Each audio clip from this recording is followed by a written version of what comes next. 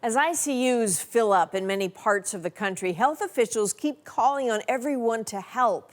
Well, more help is indeed on the way. Hundreds of influencers are mobilizing to try to get Canadians vaccinated. It is a campaign called This Is Our Shot. And this Team Canada has a familiar captain. Oh, yeah, that one's mine. Thanks very much. Okay. Leading the way again is Hayley Wickenheiser. It is. Okay. Med student. Ready to go do rounds? Mom. Development leader with the Toronto Maple Leafs. Former Winter and Summer Olympian. And a woman who doesn't phone anything in. When the pandemic started, she launched a campaign called Conquer COVID, wrangling people like friend actor Ryan Reynolds. We need PPE, seriously. To help secure PPE for frontline workers. We're giving you Moderna, okay? Now a new campaign called This Is Our Shot. The majority of our immunizers are volunteers. Yeah. Encouraging Canadians to step up and get vaccinated. This is Moderna. Okay. Yeah. To do away with hesitancy and pushing politicians to speed up distribution, to treat this as the emergency it is. And you just finished nursing school. I did, yes. Far from not having time to do this, she'll tell you she doesn't have the time to not do it. It's a mini Olympic medal. The clock is ticking and she's worried, not just for Canadians, but for the Olympic movement she loves, the one supposed to bring the world together in just months. Hey, Hayley, how are you? I'm good. How are you? Good. Hayley Wickenheiser and I took a moment to chat between her shifts at the hospital. So it's good you're wearing that, because I was like, is it going to be your medical scrubs? Is it going to be your hockey jersey? Maybe an Olympic jersey? I don't know if you have a superhero cape in that closet behind you, but this is our shot. This is your new thing, right? Yeah, this is the sort of the new campaign on the 28th that we are going to kick off. So yeah, it's I think we have over 200 influencers now. So what are you going to be able to do? I can understand we need PPE, and then Hayley goes into action mode, and you rally people for PPE, but this is different. I think the whole aim of This Is Our Shot is that here we are, 200 plus influencers, from artists to athletes to, influencers in the ethnic communities across this country, saying, we're just average people like you, and we believe in this. We got our shot. We encourage you to, as well as, hey, the political machines out there, let's get going. And I think people are tired of listening to politicians. They're, the message is drowned out. They're overall fatigued about COVID in general. So it's just another way to maybe inspire and help everybody through it. Ultimately, I worry about the health, the mental well-being, the health of our country in another pandemic after this one is over. It's just as quickly as possible, in whatever way is possible, 24 hours a day if we need to. 5:09 a.m. No stranger to the 24-hour grind. She's finishing med school this week. Ready to go do rounds? Over the last year, she's been in different cities across different specialties, concocting the kind of pandemic perspective only a med student might have.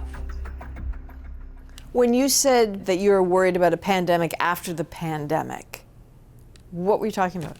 Opioid crisis, obesity, diabetes on the rise, mental health fallout from isolation, and people losing everything in terms of their jobs and their livelihoods, families falling apart, domestic violence, all of the things that have come to light in the pandemic that people have had to face and go through.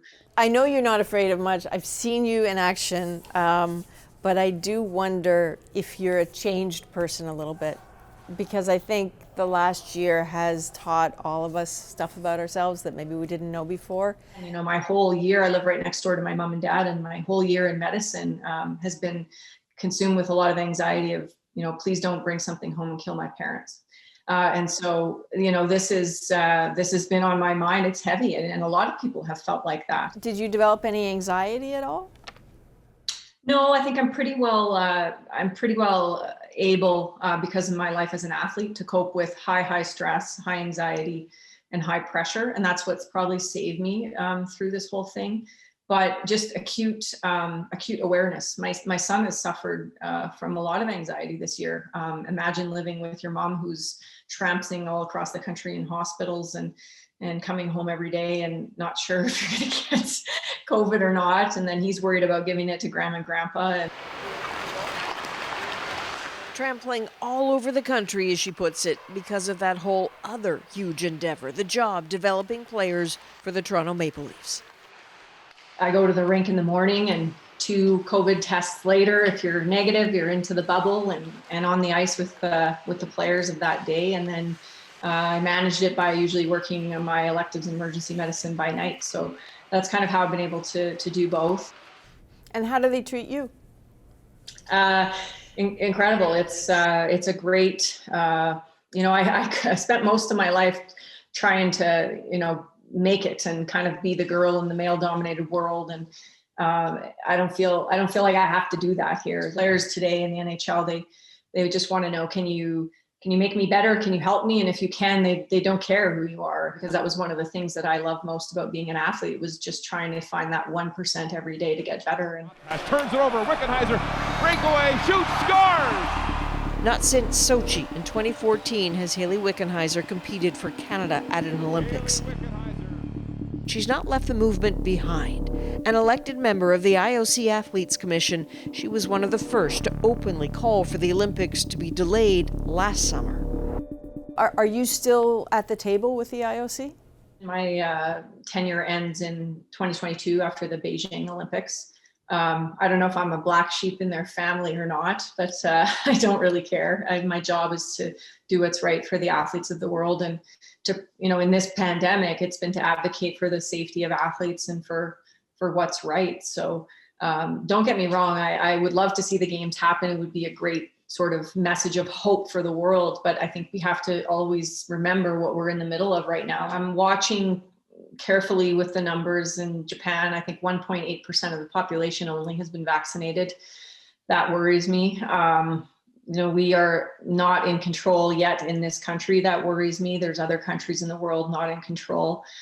I'm not sure if the games can be safely held at this point. And, I think if our Canadian athletes go to the Olympics, they should be fully vaccinated and have had time to, sort of build antibodies and get their immunity up to go safely. It's the least that our country can do to send these athletes to the games if they're going to happen. And it's a few hundred vaccines. So I suppose this is the IOC's decision, or is it Japan's decision? in the end, this probably will have to be a Japanese government decision, which will supersede anything the IOC wants to do. I think the IOC wants to go ahead with the games no matter what. And, part of me wants to trust that plan is a good one, but part of me has also seen what's happened since the start of the pandemic, and I question some of the motives. There's money, there's power, there's politics, and the Summer Olympics encompass all of those much more than the Winter Olympics do, and a lot of ego involved. And so we just better make sure that the decision in the end is the right one. Hi, guys. Hello. How's it going? She'll keep pushing for accountability from the IOC, but her key focus right now, vaccinations, leveraging her influence here at home. This country's unofficial captain, Hayley Wickenheiser, doing more than her part to keep her Canada safe.